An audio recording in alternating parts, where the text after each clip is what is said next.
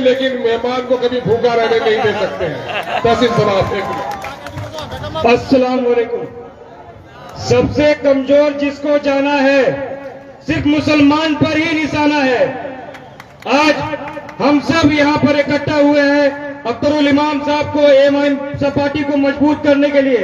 अब डर खत्म करके एक बार पतंग को उड़ाना है। पतंग किसी का काटेगा नहीं, पतंग दूसरे को काटेगा। हम एपीसी टीम नहीं है, हम ए टीम है और हमेशा आगे रहेंगे। सच नहीं तो झूठ सही, हक नहीं तो लूट सही। शुक्रिया जनाब इज्जत। उसी का नाम असदुद्दीन ओवैसी साहब। मंच में बैठे हमारे एमआईएम के प्रवक्ता, महाराष्ट्र से चलकर आए हमारे पूर्व विधायक वारिस पठान साहब और बिहार के सदर अख्तरुल इमान साहब। मंच में बैठे आदिल साहब, आफ्ताब इंजीनियर साहब, इश्तियाक बाबू और मंच में बैठे सारे वरिष्ठ नेतागण। सबसे पहले मैं सरवर भाई को बधाई देना चाहता हूं जिन्होंने आज विधिवत सदस्यता ग्रहण किया।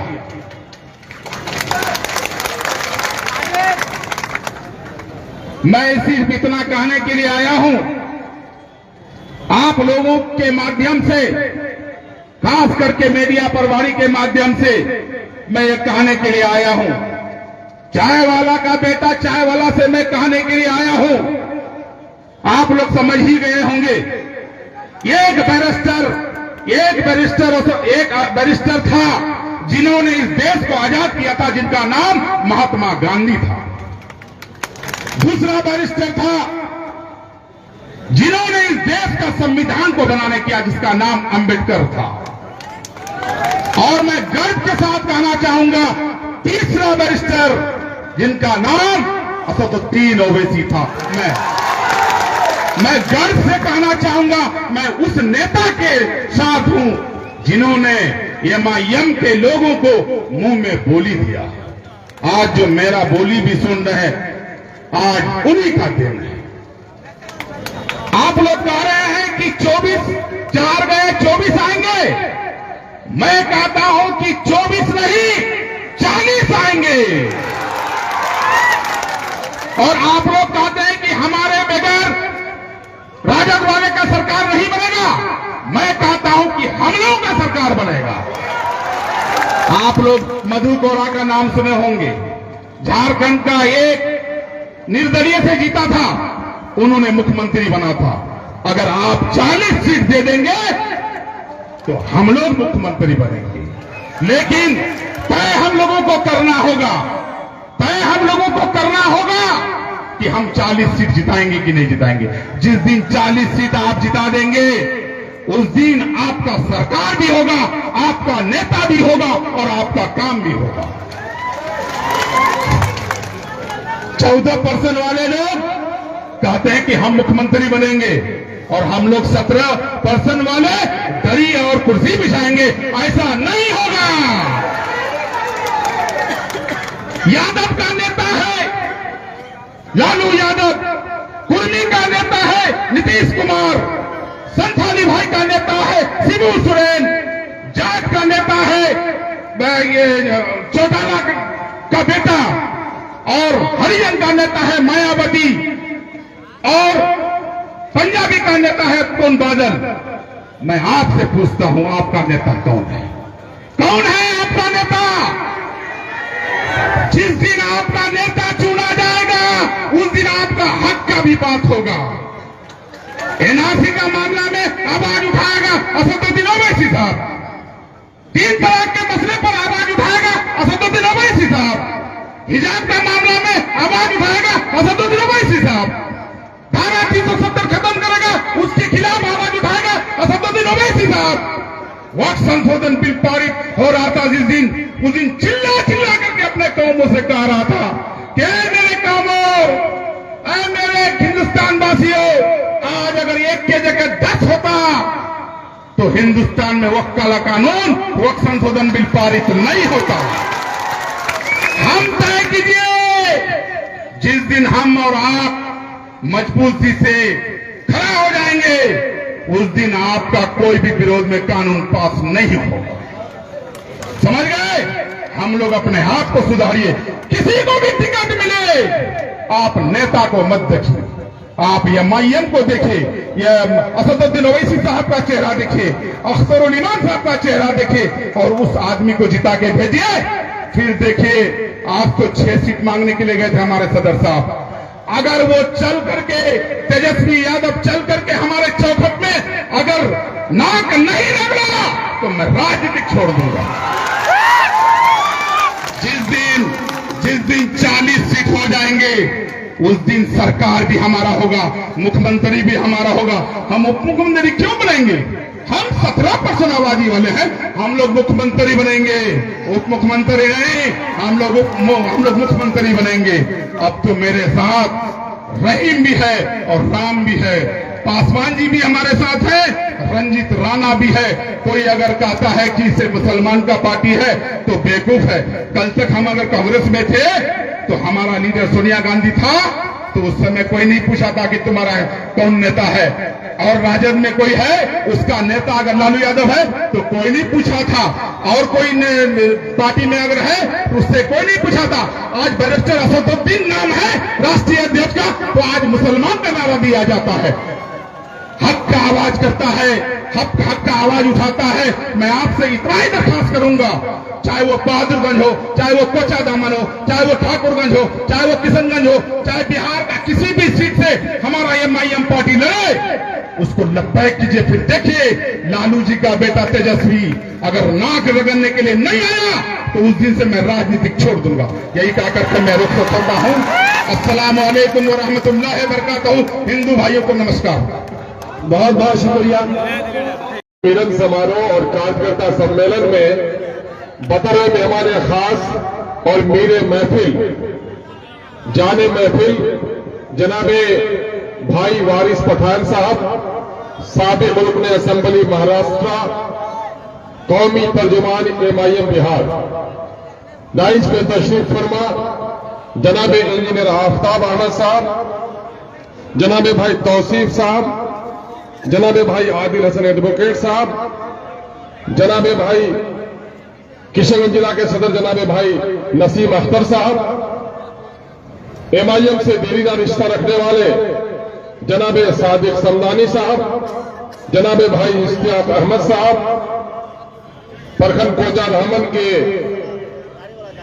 MIM के सदर साबिक मुखिया कोचा धामन जनाबे मुखिया जफर असलम साहब, आज पार्टी में शामिल होने वाले आदिजी सरवर आलम साहब, पार्टी की खातून सेल की जिला सदर मोहतरमा नूर साहिबा साहबा, जोगी से तशरीफ फरमा जनाबे मौलाना अब्दुल्ला साहिब कमर साहब, दिगलबाग से जनाबे डॉक्टर फरीद साहब, जोगी से जनाबे मुखिया मुर्शिद आलम साहब, जनरल सेक्रेटरी किशनगंज MIM जनाबे भाई नूरुल इस्लाम साहब, खाजिन बिहार जनाबे इसहाक आलम साहब, भागलपुर से तशरीफ फरमा जनाबे भाई साहिन साहब, जनाबे तहसीन सबाब साहब, भाई इस्माइल साहब, चंपारण से तशरीफ फरमा भाई समीमुल हक साहब, भाई नसीम साहब, रानीगंज से जनाबे भाई बालकृष्ण जी, हमारे किशनगंज के जिम्मेदार साथी पार्टी के सेक्रेटरी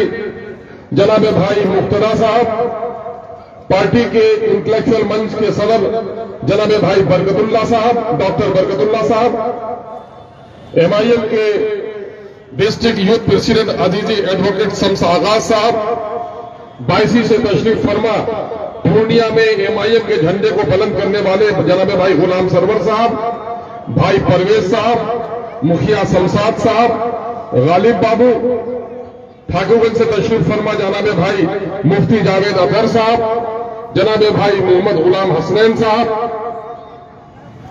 मेरे बड़े भाई जनाबे तसीरुद्दीन साहब, कोढ़ा कटिहार से आए हुए कपिल देव पासवान साहब, कदवा असम्बली हल्के से जनाबे भाई मुखिया साकिर साहब, बारसोई से तशरीफ फरमा मुखिया मुअज्जम साहब, अमूर बैसा से तशरीफ फरमा जनाबे भाई साहिद साहब, हाफिज रागिब साहब, इंजीनियर आजम रब्बानी साहब, जैनुल आबिदीन साहब, सरफराज जैदी, किशनगंज जिला के सभी प्रखंड के जिम्मेदारान, अररिया, पूर्णिया, कटिहार, किशनगंज और बिहार के मुख्तलिफ मकामात से तशरीफ फरमा एमआईएम के शहदाइयों, आज के इस मंच की निजामत कर रहे अजीज सरफराज रजवी साहब और आज के इस हजारों के प्रोग्राम को करोड़ों तक पहुंचाने वाले ज्ञानदार पत्रकार बंधुओं, सहाफियों, सोशल मीडिया के अच्छे दोस्तों, मैं आज दिल की गहराइयों से सबसे पहले आज के इस बज़्म के दूल्हा अजीज सरवर को, जो किशनगंज जिला परिषद के चेयरमैन की नुमाइंदगी भी करते रहे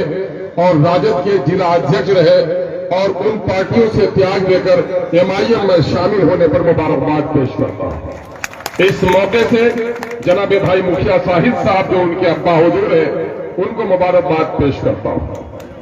पिछले दिनों से भाई, कई सालों से भाई गुलाम साहिद साहब एमआईएम में थे, आप बेटा उनका राजद में था, लोग उनको ताने देते थे और हम लोग कहते थे दोनों का रास्ता अनकरीब एक हो जाएगा, चाहे तो शाहिद भाई राजद में चला जाएगा या फिर अपने बेटे को एमआईएम में लेकर आएगा। अल्लाह का शुक्र हुआ है कि फरमाबरदार बेटे ने बाप की तमन्ना पूरी की है और एमआईएम का दामन थामा है।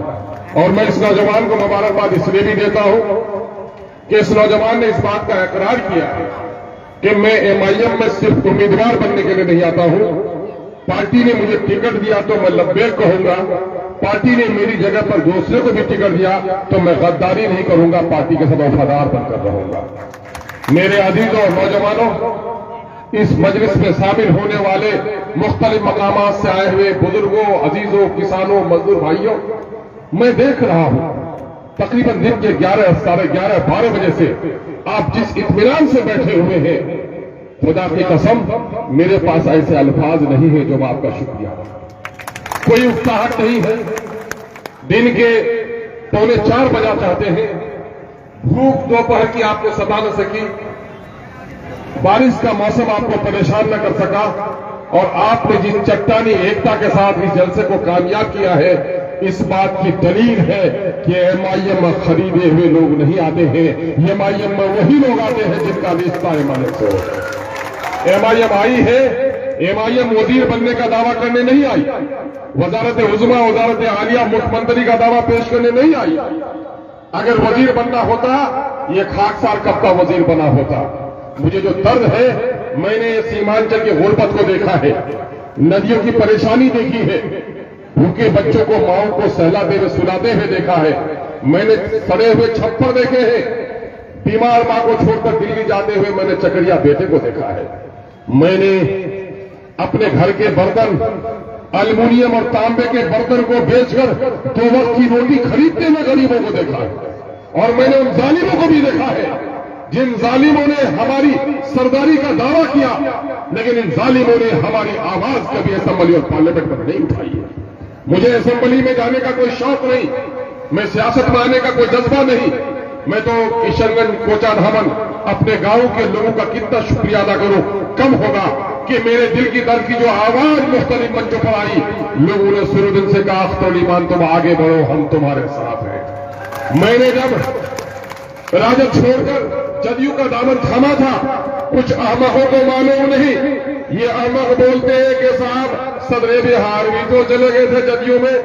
ए नादान मेरे भाइयों, मैं नीतीश कुमार को बीजेपी से अलग किया था, तब उनके साथ गया था और 15 दिन के अंदर भी मुझको पता चल गया कि बीजेपी और जदयू की तलाक हो गई है, लेकिन बदचलन औरत की तरफ और आवारा मर्द की तरह इनकी छुप छुप कर मुलाकातें होती है। 15 दिन में हमने उसको तलाक दे दी थी, 15 दिन में ही हमने छोड़ा था। मेरे सामने में कोई बदल नहीं था, लोग कहे कि तारीकी में चले गए।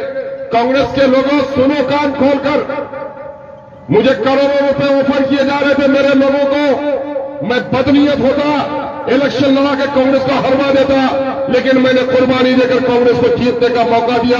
फिर भी हमसे गिला है कि हम वफादार नहीं, हम वफादार भी नहीं तो तू भी दिलदार नहीं, तुमको समझना चाहिए।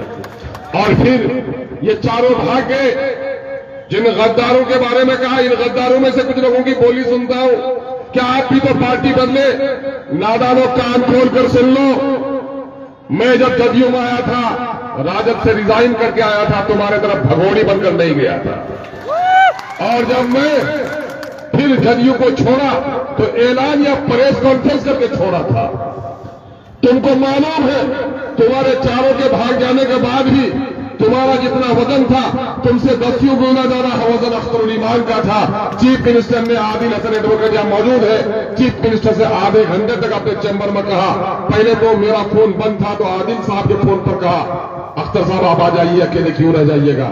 जब उनसे पुलिस की पैरवी, जब जुर्म हो रहा था कुछ जगहों पर, भाजपा के लोग फसाद करा रहे थे, मिलने के लिए गया था, तो वजीर आला ने कहा, अख्तर साहब हम चाहते हैं कि आप वजीर बनिए, आप पार्टी चुनिए, हम आपको वजीर बनाने के लिए तैयार हैं।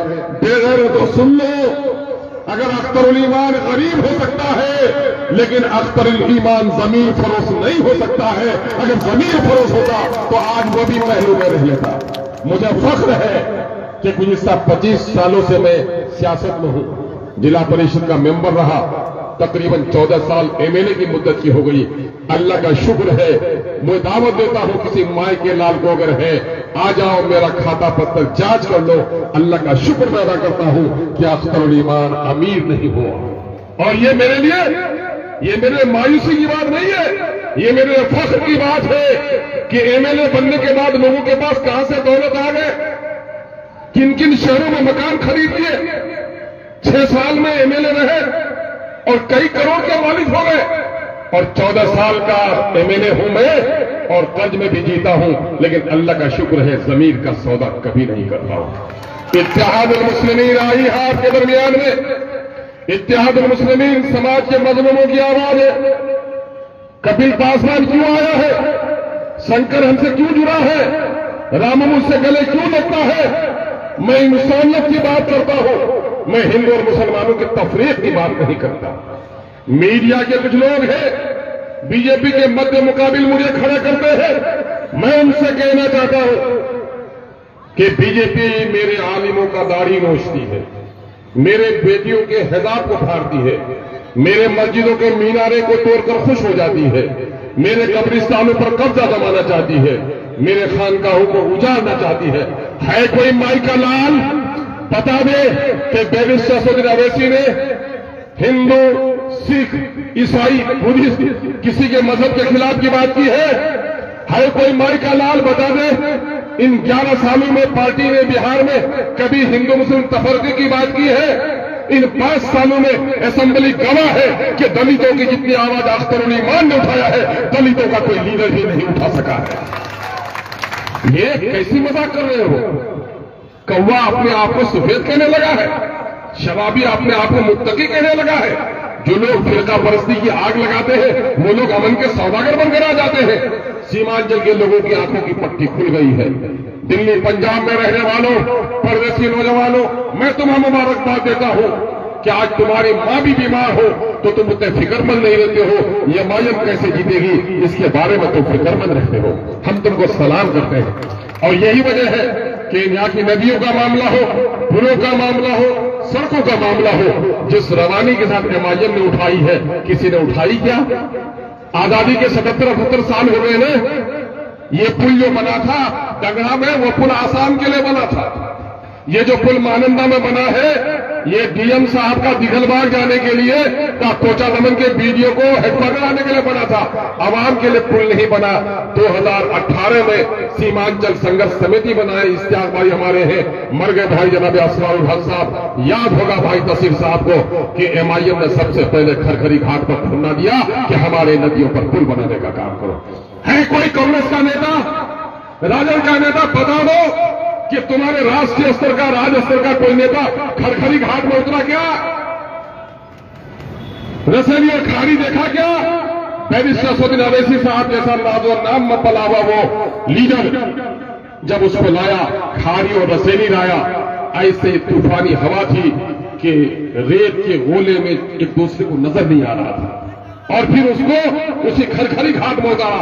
अल्लाह का शुक्र है जहां जहां पहले ससुर के कदम लगे वहां तमाम पर पुल बनने का काम शुरू हो गया है। और क्रेडिट देने के चक्कर में को मानंदाना पुल ये चीख कर मेरी आवाज सुने हो कि नहीं? नीतीश कुमार जी, मेरा बेटा मेरा भाई दिल्ली पंजाब में कमाता है, लाश चूर चूर आती है, घर आता है, वो अपने माँ और अपने बच्चों और अपने बेटियों के लिए सिर्फ कमाने नहीं गया था, उसके कमाई के 20 रुपए 100 में से 20 रुपए दिल्ली में जाता है, 30 रुपए तुम लेते हो और 30 रुपए लेकर नालंदा को दुल्हन की तरह सजा रहे हो। और गंगा में 5-5 किलोमीटर पे पुल बना रहे हो। हमारे नालंदा में 50 किलोमीटर भी पुल नहीं बनेगा। है कोई गोंडों को मैं आवाज देता हूं, ऐ गोंडों की औलाद हो, तुमको अगर बोलना नहीं आता है तो लिखकर भी कभी दिए कि कान की घाट पर पुल बनना चाहिए। रमजान मुबारक पर अब्दुल रहमान ने सर्वे कराया और आज पुल बनकर तैयार हो रहा है, तो मेरे दुश्मनों के सीनों पे साफ लग रहा है। अमोर वैसा के आवाम का मैं शुक्रगुजार हूं कि उन्होंने आंखों में बैठाया। कोचा भवन के लोगों का शुक्रिया अदा करता हूं कि जो आदमी जिला परिषद के इलेक्शन में हार गया था, मैंने कोचा भवन के लोगों से कहा, ऐ कोचा भवन के लोगों, एमआईएम को आपने बड़ी मोहब्बत से परवान चढ़ाया है और आज एमआईएम के सबके में एक शख्स खड़ा है, मुझको पार्लियामेंट के इलेक्शन में साथ दिया था, वोट दे दो। जो इजहार असली साहब 8,000 वोट ला सके थे कभी एमएलए के इलेक्शन में, 88,000 वोट लेकर कामयाब हो गए। मेरे भाइयों, किनका था? मुझे लोग कहते हैं 4 लोग आपके भाग गए। मैंने कहा इत्मीनान रखो, ये नाअहल थे, इनके जमीर में ताकत नहीं थी, मिल्लत का दर्द इसके सीने में नहीं था, अवाम के साथ वफादारी का जज्बा नहीं था। ये 4 चले गए हैं, मां के पेट से एमएलए नहीं बने थे। वो अवाम जिसने 88,000 87,000 वोट देकर इनको जिताने का काम किया था, वो अवाम आज भी एमआईएम के साथ मजबूती के साथ खड़ी है। एमआईएम ने देवबंदी और बरेली को, कुलिया और सुरजापुरी की, शेख सैयद और मोगल पठान और अंसारी की तफरीक को तोड़ा है। हमने मुसलमानों के बिखरे हुई आबादी को इत्तेहाद का पैगाम दिया है। यही वजह है कि किशनगंज के लोगों, सीमांचल के लोगों खुश हो जाओ। आज सीमांचल से बाहर चंपारण के लोग, मिथिलांचल के लोग, अन्य प्रदेश के लोग यहां आते हैं। किस वजह से आते हैं? उसको ऐसा लगता है कि पूरे बिहार में मुसलमानों की दर्द की आवाज अगर कहीं से उठ सकती है तो किशनगंज की और सीमांचल की सरजमीन से उठ सकती है। कितनी इज्जत मिली है नौजवानों, तुम्हारी गैरत के कसम में तुम्हें देता हूं। हमारे बाप दादा ने हुकूमतें बनाई हमने वोट से, और यकीन जानो जिस वोट से हुकूमत बन सकती है, अख्तर ईमान ने बार बार कहा है कि जिस वोट से हुकूमत बन सकती है, खुदा की कसम तूने हिकमत से इस्तेमाल किया तो इस वोट से तुम्हारे नस्लों की तकदीर भी बदल सकती है। रौटा और वैसा ने वोट देकर हुकूमत बनाया था कि नहीं? क्या हुआ? हुकूमत बनी, गुलाम बन के रहे। लेकिन जब वोट दिया कि नहीं, हम वोट विकास के नाम पर दिए, तो आज 800 करोड़ का काम अमोर पर पैसा हुआ। आपके वोट का कमाल है लोगों। एमआईएम क्या चाहती है? एमआईएम फिरका परस्तों को शिकस्त देना चाहती है, बीजेपी को आगे बढ़ने नहीं देना चाहती है। लेकिन आप कहते हैं कि फिरका परस्तों ने जितना हमें तकलीफ दिया है, हमारी गर्दनें काटी है, मौका परस्तों ने भी हमको इतना ही लूटने का काम किया है। अभी जातीय आधारित गणना की रिपोर्ट आई है, बिहार की आबादी 13 करोड़ हो गई है। 13 करोड़ में सबसे बड़ी आबादी शेड्यूल कास्ट की 20% है, 2 करोड़ 56 लाख है। उसके बाद दूसरी बड़ी आबादी है तो मुसलमानों की है, 18% आबादी है जिनकी आबादी 2 करोड़ 31 लाख है। नौकरी में सब लोगों को, हमारी बड़ी जात के भाइयों को, भूमिहार भाइयों को, ब्राह्मण भाइयों को, काइस भाइयों को 2 गुना 3 गुना 4 गुना नौकरी मिली। नीतीश कुमार ने अपनी बिरादरी को 2 गुनी नौकरी दिलाई, लालू जी ने अपनी बिरादरी को पूरी नौकरी दिला दी। लेकिन मेरे दलित भाइयों की 4 लाख की नौकरी जगह पर 1 लाख नौकरी बेईमानों ने छिपा लिया। गैरतमंद मुसलमानों, आज तुम्हारा दारोगा हो, वारंट भी होगा तुम्हारे बाप के नाम से, तो इज्जत से कहेगा कि चचा जरा सा आप बेल करा लीजिए, वरना मजबूरी होगी गिरफ्तारी की। लेकिन आज थाना में तुम्हारा चौकीदार भी नहीं है।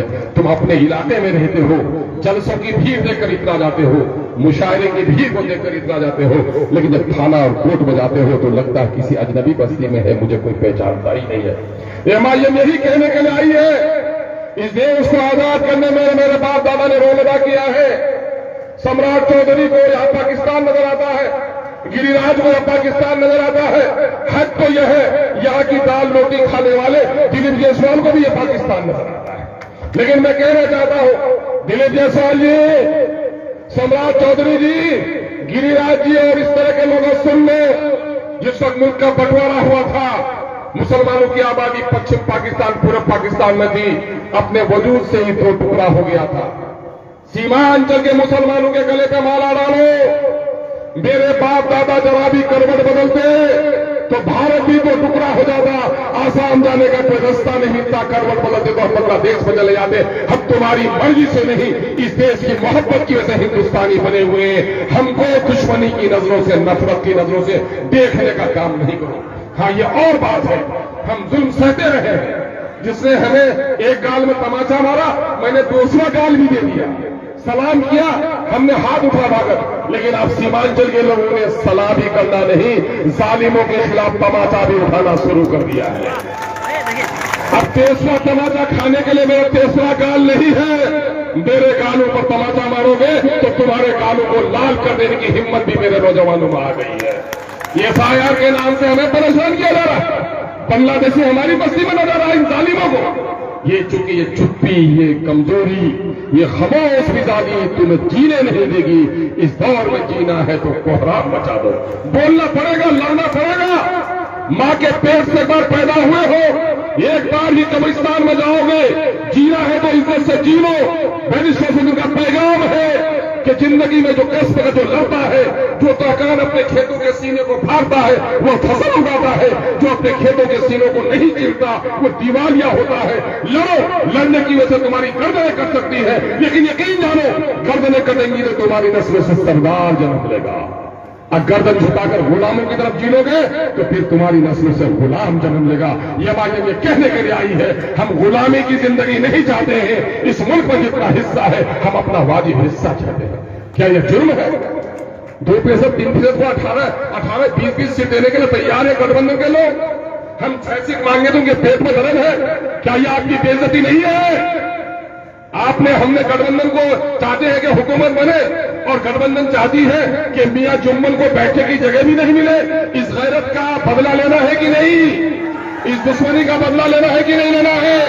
यकीन जानो, फिरका परस्तों से भी लड़ेंगे, मौका परस्तों से भी लड़ेंगे, और मेरे बगैर हुकूमत न बने इतने लोगों को जिताओ ताकि मेरे पुराने हिसाब किताब तय भी किए जाए। हम इस पर जोड़ने के लिए आए हैं। अभी लालू जी के आगे में हम लोगों ने दरखास्त दिया था, मजाक उड़ा रहा था कि इलेक्शन ही नहीं लड़े।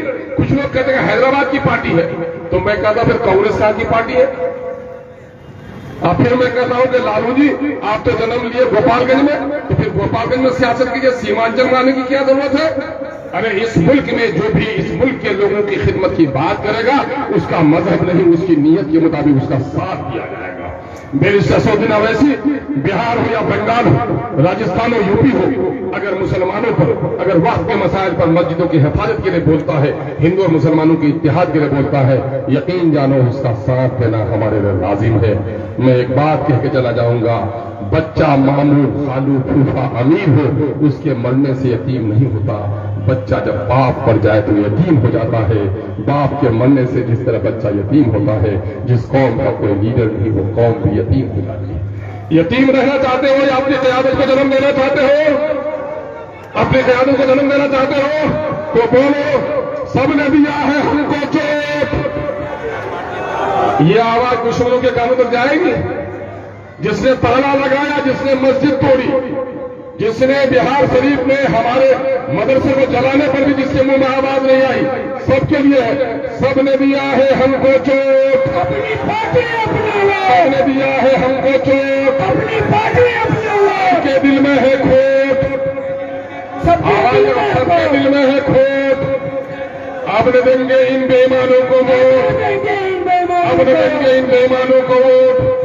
अब अपनी पार्टी अपना वोट, अपनी पार्टी अपना वोट। मेरे भाइयों, एक बात आखिर में कहता हूं, मेरी पार्टी इत्तेहाद का दावत देती है, और जो कौम अपनी जमात की शेर आना बाकी है। अस्सलाम वालेकुम रहमतुल्लाहि व बरकातहू। नमस्कार, आदाब। आज का ये जलसा मिलन समारोह कार्यक्रम के नाम से मुनक्किद किया गया है। मंच पे उपस्थित मजलिस इत्तेहादुल मुस्लिमीन के बिहार के सदर जाबाज शेर सीमांचल, मजलूमों की बुलंद आवाज, एमएलए हमारे बड़े भाई अख्तरुल ईमान साहब, मंच पर मौजूद मजलिस इत्तेहादुल मुस्लिमीन के युवा नेता, लाखों करोड़ों नौजवान दिलों की धड़कन, मेरे को spokesperson advocate Adil Hasan sahab, national प्रवक्ता है, इंजीनियर आफ्ताब अहमद साहब, तौसीफ आलम साहब, इश्तियाक साहब, शाहिद साहब, मुफ्ती अतर साहब, अब्दुल्ला साहब, मुर्शिद भाई, गुलाम सरवर और तमाम मजलिस इत्तेहादुल मुस्लिमीन के जिम्मेदारान, यहां पर मौजूद मेरे दोस्त, मेरे बुजुर्ग, मेरे भाइयों और मेरी मां और बहनें, आज एक चीज तो साबित हो गई और मैं यकीन मानो यकीन के साथ कह सकता हूं कि जो सरों का समंदर यहां मौजूद है, जो हजारों की तादाद में लोग आज यहां पर आए हैं, मजलिस को ज्वाइन किया है, इस बात की गवाही है कि अब सीमांचल में बहुत बड़ा तूफान आने वाला है, पतंग का। ये तूफान पतंग का आ रहा है और पेट में डायरिया और दर्द होने वाला है राजड़ और तमाम मुख्तलिफ पार्टियों को। आपने साबित कर दिया, एक बिहारी आज देख लिया, एक बिहारी वाकई में अख्तर भाई 100 पे नहीं बढ़ा दो, 100 और 200 पे भारी पड़ रहा है अभी।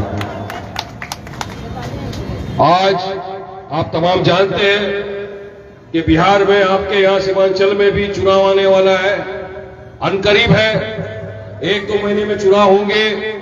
जिस तरह मुख्तलिफ सियासत पार्टियां यहां चुनाव लड़ेगी, अपने अपने उम्मीदवारों को उतारेगी, इसी तरह मजलिस इत्तेहादुल मुस्लिमीन भी अपने उम्मीदवारों को सीमांचल से बिहार से उतारेगी और चुनाव के अंदर हिस्सा लिया जाएगा। और मुझे यकीन है कि इस मर्तबा इंशाअल्लाह पहले से भी ज्यादा तादाद में हमारे उम्मीदवार जीत के बिहार के असेंबली के अंदर जाएंगे। चुनाव है, हर बार जो ये लोग बोलते हैं कि आप आए, हमारा वोट कट गया, हमारे लोग हार गए, हमारी चॉकलेट छीन गई, उनको पैगाम दिया। अख्तर साहब ने लेटर लिखा कि आइए साथ में कांधे से कांधा मिलाकर लड़ेंगे,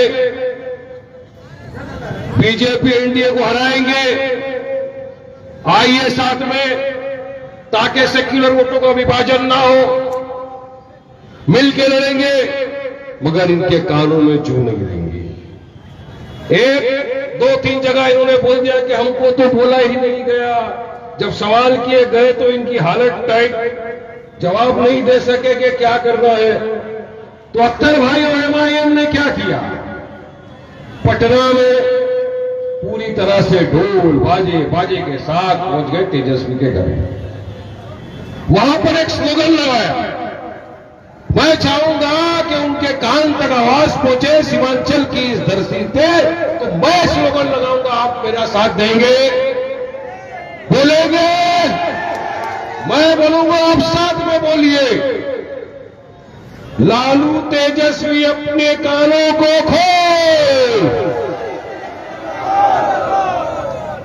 तेरे दरवाजे पे बज रहा है ढोल, महागठबंधन के लिए अपना दरवाजा खोल, वरना खुल जाएगा तेरा एमवाई समीकरण का पोल। पूरी पोलम पोली खुल जाएगी, फिर बोलना नहीं खिलवाए ऐसा करके चलेगी, क्योंकि मजलिस इत्तेहादुल मुस्लिमीन डॉक्टर और घबराने की जमात का नाम नहीं है। जो बोलते करके दिखाते और जो करते होता है फिर हम देखते हैं उस बात। इसलिए पहले बोल रहा हूं, अभी भी वक्त है प्यारे, मान जाए, इसके बाद समझाने का टाइम पूरी तरह लड़ेंगे, पूरी हिम्मत के साथ ताकत के साथ लड़ेंगे और बराबर तुमको सबक सिखाएंगे। हमने ऑफर दिया तो ये कोई डर और घबराहट के लिए नहीं दिया, मांगी नहीं, चेतावनी दी कि अगर वाकई में तुम सीरियस हो, वाकई में तुम चाहते हो कि बीजेपी को, एनडीए को रोका जाए, हराया जाए, आइए सेकुलर वोटों का विभाजन मत होने दीजिए, साथ में कांधे से कांधा मिलाकर लड़ेंगे, इनको हराएंगे। अख्तर साहब ने ज्यादा नहीं ये कहा, कुछ नहीं, हमारे दिल पे पत्थर रख के आपसे बात कर रहे हैं, ज्यादा नहीं तो हमारे साथ सिर्फ 6 सीटों के साथ समझौता करिए। अरे इतना कम हमने कहा ताकि बीजेपी एनडीए को रोका जाए, मगर फिर भी अब तक कोई रिप्लाई नहीं आया। मगर एक चीज मुझे यकीन है, पूरे यकीन के साथ बोल रहा हूं कि मजलिस इत्तेहादुल मुस्लिमीन पूरी ताकत के साथ लड़ेगी, और 4 का 24 नहीं, अब तो मैं समझता हूं 100% लड़ना चाहिए इंशाअल्लाह। कितने पे लड़ेंगे पूरा फैसला किया जाएगा जमात द्वारा, अख्तर भाई द्वारा, लेकिन लड़ेंगे। और इस मर्तबा बिहार की सीमांचल की आवाम बताएगी इनको ताकत क्या होगी। हिस्सेदारी की लड़ाई, ये चाहते नहीं कि आपको हिस्सेदारी मिले, ये चाहते नहीं कि आपकी आवाज बुलंद हो बिहार की असेंबली के अंदर, क्योंकि डर और घबराहट इनको है। अगर मजलिस आ गई, मजलिस जीत गई तो हमारा क्या होगा? हमारा तो कोई नाम लेवा नहीं बचेगा, हमारे को कोई पूछने वाला नहीं रहेगा। अरे वैसे भी राजा इसकी बात तुमको नहीं पूछेगा अगर मजलिस के साथ नहीं आया तो याद रखना मेरी इस बात का। लड़ना है, जीतना है, आगे बढ़ना है, सीमांचल को आगे लेकर जाना है, मगर इनको कोई फर्क नहीं पड़ता, अपना काम बनता, भाड़ में जाए सीमांचल की जनता, ये लेकर बैठे हैं। इसीलिए जो गुरूर घमंड की कुर्सी पे बैठे हैं, इनको दिखता नहीं मजलिस इत्तेहादुल मुस्लिमीन की ताकत। पिछले इलेक्शन में इनको अंदाजा लगा दिया था, हम 19 सीट पे लड़े, 5 जीत गए। वो अलग बात है कि 4 जनों ने अपना जमीर को बेच दिया, ये राजद वालों ने उनके जमीर को खरीद लिया, मगर ये आवाम बदला लेगी। आपने वोट दिया था, आपने जमात की मोहब्बत में वोट दिया था, मजलिस की मोहब्बत में वोट दिया था, मगर हुआ क्या? आपके वोट लिए इक्तेदार पे आए, जमीर को बेच लिया, उसका आपको खामियाजा तो भुगतना पड़ेगा। 4 का 24 नहीं अख्तर भाई, इसके 4 का पूरा के पूरा बदला लेंगे, 40 ही लेकर आ जाएंगे इस बार का। करेगी बिहार की जनता, देगी साथ, क्योंकि बैरिस्टर असदुद्दीन ओवैसी साहब हमारे आपके कायद वाहिद वो इंसान है जो हर मुद्दे पे आपके लिए आवाज उठती है, कोई भी मुद्दा हो आप देख लें। फिलहाल एक ये मुद्दा चल रहा है सबसे बड़ा, आज एक ऐतिहासिक दिन माना जाएगा कि जब मजलिस इत्तेहादुल मुस्लिमीन सीमांचल की धरती के ऊपर लोगों को जोड़ रही है, संविधान की बात कर रही थी, एकता की बात कर रही थी, सेक्युलरिज्म की बात कर रही थी, भारत देश को मजबूत बनाने की बात कर रही थी। उस दिन कोई ऐसी जगह है जहां पर भारत पाकिस्तान के साथ मैच खेला जा रहा है, क्रिकेट खेल रहा है, क्रिकेट खेला जा रहा है। किसके साथ? उस दुश्मन मुल्क के साथ जिसको पूरी दुनिया ने कहा, दुनिया ने मांगा कि पाकिस्तान आतंकवादी गतिविधियों को बढ़ावा देता है। ये पड़ोसी मुल्क, ये पिद्दी पर मुल्क अगर एक फूंक मार दो हवा में उड़ जाएगा, आज आप उसके साथ क्रिकेट खेल रहे। यही वो पाकिस्तान है जिसने आतंकवादी गतिविधियों को बढ़ावा दिया, 26/11 किया, पुलवामा किया, उसके बाद आप अपने देखा पहलगाम में क्या हुआ, हमारे बेगुनाह बेकसूर 26 पर्यटकों टूरिस्ट को उनके बीवी बच्चों के सामने नाम पूछकर, मजहब पूछकर गोलियों से उनकी जान ली, छन्नी कर दिया। हमने ऑपरेशन सिंदूर किया,